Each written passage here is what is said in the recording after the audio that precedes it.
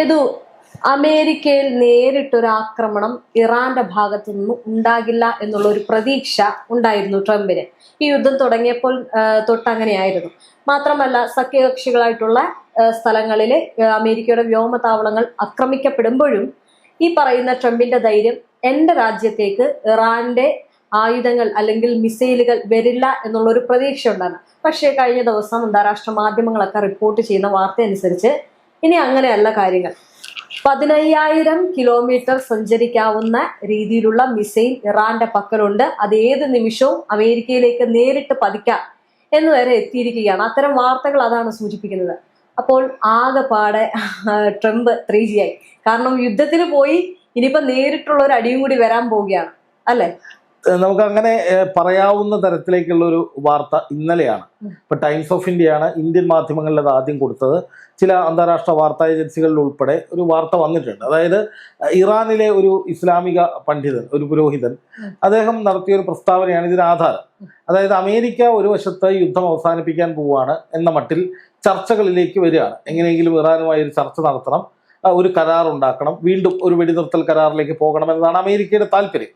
അതിന് ഒരുപാട് ഘടകങ്ങളുണ്ട്. ഒന്ന്, അമേരിക്കയുടെ പ്രതിരോധ സംവിധാനങ്ങൾ തീർന്നുകൊണ്ടിരിക്കുകയാണ്. പിന്നെ അതുപോലെ തന്നെ അമേരിക്കയ്ക്ക് ആക്രമിക്കാനുള്ള ശേഷി കുറഞ്ഞു വരികയാണ്. ആയുധങ്ങൾ തീർന്നുകൊണ്ടിരിക്കുകയാണ്. അവർക്കൊരു ടൈം വേണം. ആയുധങ്ങൾ നിർമ്മിക്കാൻ വേണ്ടി യുദ്ധ കമ്പനികൾക്ക് ഓർഡർ കൊടുത്തിട്ടുണ്ടെങ്കിലും ചുരുങ്ങിയത് 2 ആഴ്ചയ്ക്ക് മേലെ സമയം വേണം ആയുധങ്ങൾ റീഫിൽ ചെയ്യാൻ എന്നുള്ളതാണ് അമേരിക്കയ്ക്ക് ഈ കമ്പനികൾ നൽകിയിരിക്കുന്ന നിർദ്ദേശം എന്നാണ് കഴിഞ്ഞ ദിവസം CNN റിപ്പോർട്ട് ചെയ്തത്. അപ്പോൾ സ്വാഭാവികമായിട്ടും അത്രയും സമയം കിട്ടാൻ വേണ്ടി ട്രംപ് മനഃപൂർവ്വം യുദ്ധം നിർത്തിവെച്ചതാണോ? അതായത് ആയുധങ്ങൾ റീഫിൽ ചെയ്യുന്നത് വരെ ഒരു സമാധാന കഥയുണ്ടാക്കി എന്നത്തെയും പോലെ മിണ്ടാതിരിക്കുന്നത്, പമ്മിയിരിക്കുന്നതാണോ? അതോ ഇനിയും യുദ്ധം ചെയ്തിട്ടും ഒരു കാര്യവുമില്ല എന്ന തിരിച്ചറിവിൽ ഈ യുദ്ധത്തിൽ നിന്ന് എങ്ങനെയെങ്കിലും തലയൂരാൻ വേണ്ടി കിടന്ന് പെടാപ്പാട് പെടുകയാണോ എന്നത് സംബന്ധിച്ച് തർക്കമുണ്ട്. പക്ഷെ എന്തായാലും ഇറാൻ ഒരു തരത്തിലും യുദ്ധത്തിൽ നിന്ന് പിന്മാറുമെന്ന് ഇതുവരെ പ്രഖ്യാപിച്ചിട്ടില്ല. അതാണ് ഇതിലൊരു ഹൈലൈറ്റ്. അതായത് ട്രംപിന് ലഭിക്കുന്ന ഏറ്റവും വലിയ തിരിച്ചടി, അല്ലെങ്കിൽ അമേരിക്കയ്ക്ക് ഇനി ലഭിക്കാൻ പോകുന്ന തിരിച്ചടി എന്ന് പറയുന്നത്, ഇറാൻ ഈ യുദ്ധരംഗത്ത് ആക്റ്റീവാണ്, യുദ്ധതന്ത്രങ്ങളുമായി ആക്റ്റീവാണ്. ഈ യുദ്ധവുമായി ബന്ധപ്പെട്ട് അതിൻ്റെ ഫ്യൂച്ചർ എന്തൊക്കെ ആയിരിക്കണമെന്നത് സംബന്ധിച്ച് കൃത്യമായ പദ്ധതി ഇട്ടുകൊണ്ട് ഇറാൻ മുന്നോട്ട് പോവുകയാണ്.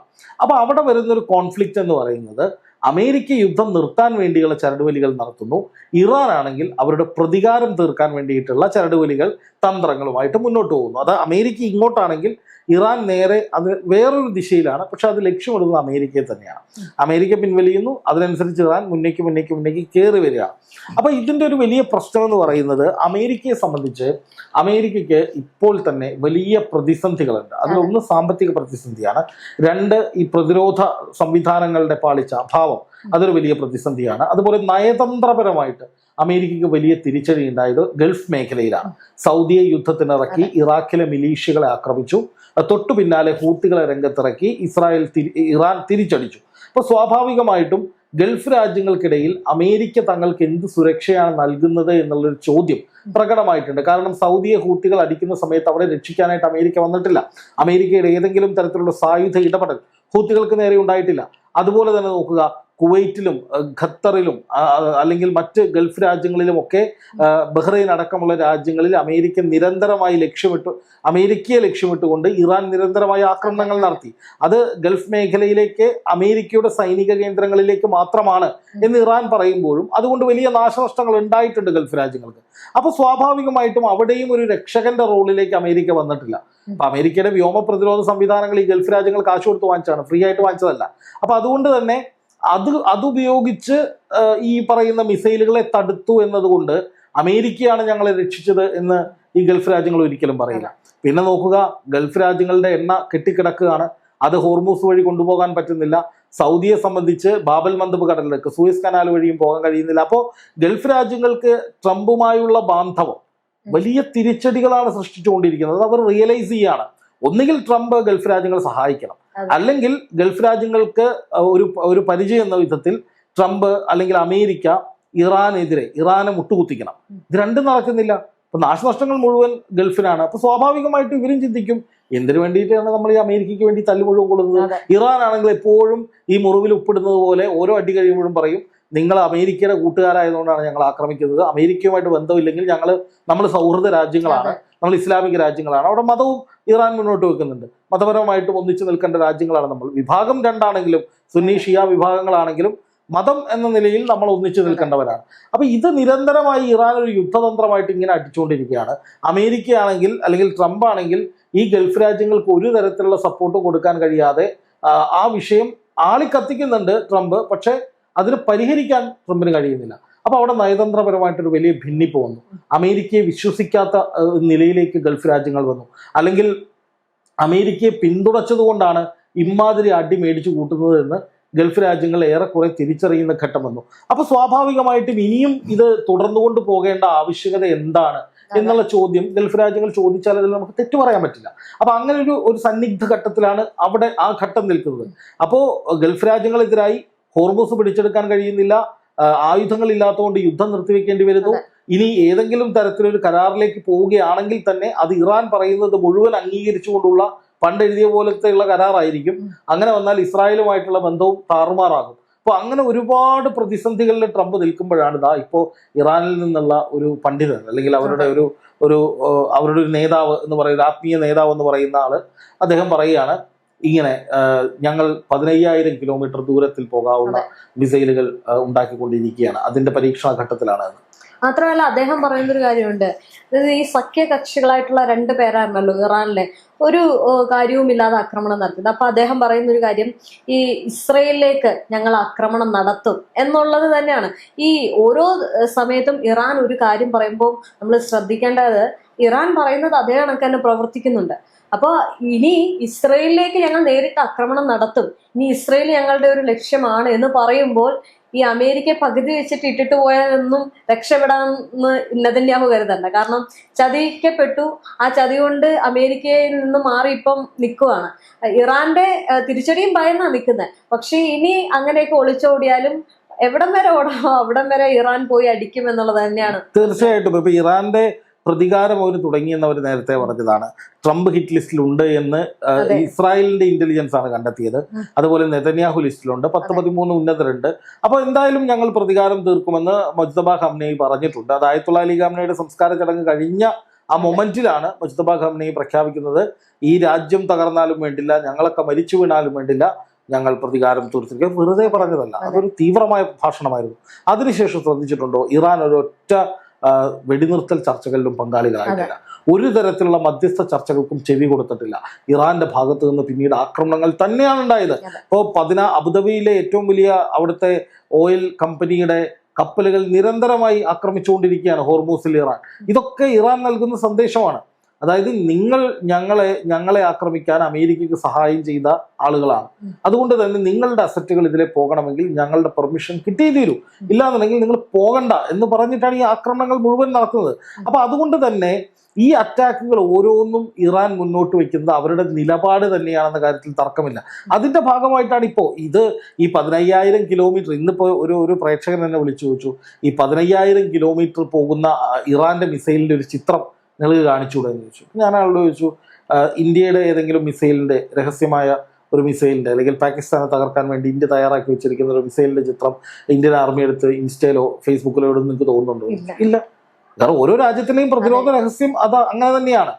ഒരു പക്ഷേ ഇത് ഇറാൻ ഭയപ്പെടുത്താൻ വേണ്ടി, അമേരിക്കയെ ഭയപ്പെടുത്താൻ വേണ്ടി പറഞ്ഞതായിരിക്കാം, അല്ലെങ്കിൽ ട്രംപിനെ ഞങ്ങൾ നേരിട്ട് അറ്റാക്ക് ചെയ്യും, അതിനുപോലും ഞങ്ങൾ മടിക്കില്ല എന്ന ഒരു ഭീഷണിയുടെ ഭാഗമായിട്ട് പറഞ്ഞതായിരിക്കാം. ഇത് പറയുമ്പോഴും ഒരു മിസൈൽ സിറ്റി തന്നെ അവർക്ക് ഉണ്ട് എന്നുള്ളതാണ്. അല്ല, ഈ മിസൈൽ സിറ്റി കാലങ്ങളായിട്ട് ഇറാനുണ്ട്.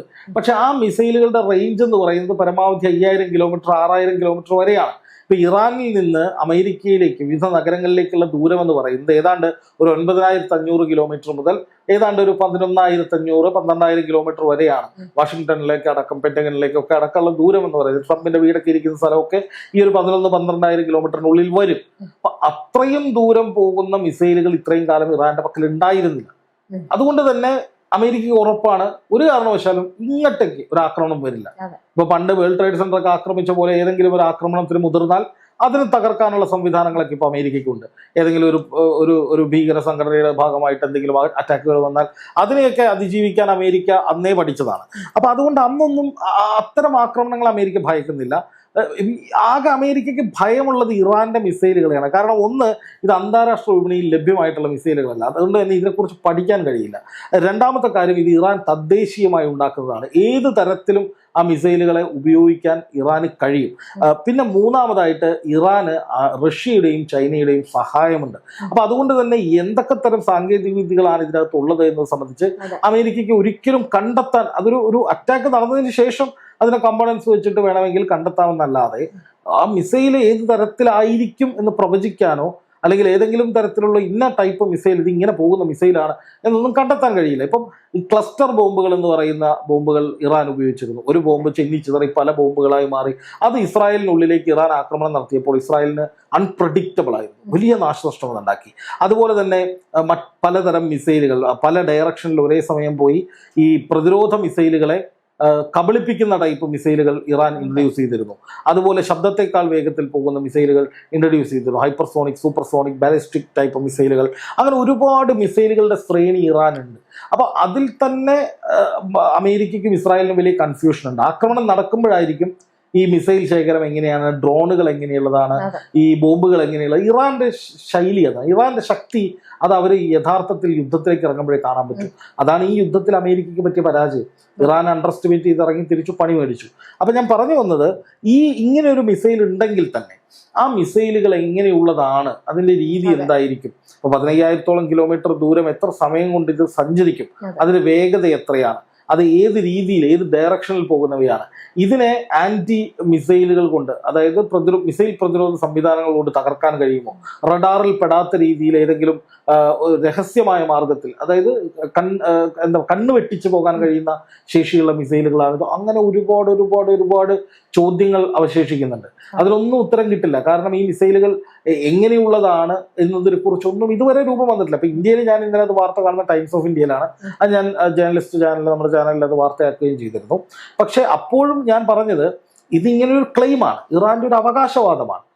അത് ശരിയാണെങ്കിൽ, അങ്ങനെ ഒരു മിസൈൽ ഉണ്ടാക്കി എടുത്തിട്ടുണ്ടെങ്കിൽ ഉറപ്പിച്ചോളൂ, ശത്രുവിന് നേരെ ഏതറ്റം വരെയും പോകാനുള്ള വലിയ തയ്യാറെടുപ്പിൽ തന്നെയാണ് ഇറാൻ. അത് നമ്മൾ പറയേണ്ടത്, ട്രംപ് യുദ്ധം നിർത്തിയാലും ഇറാൻ നിർത്താൻ പോകുന്നില്ല. ഇറാൻ പറഞ്ഞിട്ടുള്ളത് അത് തന്നെയാണല്ലോ, യുദ്ധം അവസാനിപ്പിക്കുന്നത്. അത് മാത്രമല്ല, ഈ ലക്ഷ്യങ്ങൾ കൂട്ടുക. അപ്പോൾ ഇത്രയും പവർഫുൾ ആയിട്ടുള്ള ഒരു മിസൈൽ അല്ലെങ്കിൽ പുതിയ മിസൈലുകൾ അവരുണ്ടാക്കുന്നുണ്ടെങ്കിൽ, അല്ലെങ്കിൽ അവർ പ്രയോഗിക്കാൻ തീരുമാനിക്കുന്നുണ്ടെങ്കിൽ, ഇസ്രായേലിലേക്കും ആ പ്രയോഗം ഉണ്ടാകാം. ഇസ്രായേൽ താരതമ്യേന അടുത്ത് കിടക്കുന്ന രാജ്യമാണ്. ഇറാന് കുറച്ചുകൂടി എളുപ്പത്തിൽ അറ്റാക്ക് ചെയ്യാൻ പറ്റുന്ന രാജ്യമാണ്. അപ്പം അമേരിക്കയെ ലക്ഷ്യമിട്ടുകൊണ്ട് ഒരു മിസൈൽ ഇറാൻ തയ്യാറാക്കിയിട്ടുണ്ടെങ്കിൽ തീർച്ചയായിട്ടും ഇസ്രായേലിനെ ലക്ഷ്യമിട്ടും ഒരു സാധനം അവരുടെ കയ്യിലുണ്ടാവും. അപ്പം അതിൻ്റെയൊക്കെ ഒരു ആകത്തുക എന്ന് പറയുന്നത്, ഇപ്പോഴുള്ള ഈ സമാധാനം, ഈ ഹോർമുസിൽ നമ്മൾ കാണുന്ന സമാധാനം, അല്ലെങ്കിൽ ഈ ഇറാന് നേരെ അമേരിക്ക ആക്രമിക്കാത്തതിനാലുള്ള ഒരു നിശബ്ദത, അല്ലെങ്കിൽ ഗൾഫ് മേഖലയിലേക്ക് ഇറാൻ ആക്രമിക്കാതിരിക്കുന്ന ഒരു സമാധാന അന്തരീക്ഷം എന്നൊക്കെ പറയുന്നത്, ഒന്നുകിൽ ഒരു കൊടുങ്കാറ്റിന് മുമ്പുള്ള ശാന്തതയാണ്. അതായത് കൂടുതൽ ആയുധങ്ങൾ സജ്ജമാക്കി അമേരിക്ക ആക്രമിക്കാൻ വരുന്നതിന് മുമ്പ് അമേരിക്ക ഒന്ന് സൈലന്റ് ആകുന്നു, ആയുധപ്പുരകൾ നിറയ്ക്കാൻ വേണ്ടി സൈലന്റ് ആകുന്നു. അതുപോലെ തന്നെ ഇറാൻ ആണെങ്കിൽ വലിയ എന്തോ പ്രയോഗിക്കാൻ വേണ്ടി അവരും നിശബ്ദമായിട്ടിരിക്കുന്നു എന്നുള്ളതായിരിക്കാം ഒന്നുകിൽ. അല്ല എന്നുണ്ടെങ്കിൽ ഈ പറഞ്ഞതുപോലെ അമേരിക്ക ആക്രമിച്ചാൽ മാത്രമേ ഞങ്ങൾ തിരിച്ചടിക്കൂ എന്നാണ് ഇറാൻ പറഞ്ഞിരുന്നത്. അപ്പോൾ അതുകൊണ്ട് തന്നെ അമേരിക്ക ഇപ്പോൾ ആക്രമിക്കുന്നില്ല, അതുകൊണ്ട് ഞങ്ങളും തിരിച്ചടിക്കുന്നില്ല. പക്ഷേ ഈ സമയത്ത് ഇറാൻ കൂടുതൽ ഇത്തരം മിസൈലുകൾ, ഈ പറഞ്ഞ വാർത്തയിൽ പറഞ്ഞ മിസൈലുകൾ പോലെ ഗംഭീരമായ എന്തോ ഒരു വലിയ പദ്ധതിയിലായിരിക്കാം. എന്തായാലും അമേരിക്കയോടുള്ള പ്രതികാരം അവസാനിപ്പിക്കില്ല എന്ന് ഉറപ്പിക്കുന്ന വിധത്തിലാണ് ഇറാന്റെ നേതാക്കളുടെ ഭാഗത്തു നിന്നും സ്റ്റേറ്റ്മെന്റുകൾ വരുന്നത്. ഇപ്പൊ പുതിയ സ്റ്റേറ്റ്മെന്റുകൾ പരിശോധിക്കുമ്പോൾ കുറെ കൂടി തീവ്രമായ നിലയിലുള്ള വലുതെന്തോ വരാൻ പോകുന്നു എന്ന് തോന്നിപ്പിക്കുന്ന വിധത്തിലാണ് കാര്യങ്ങൾ പോകുന്നത്.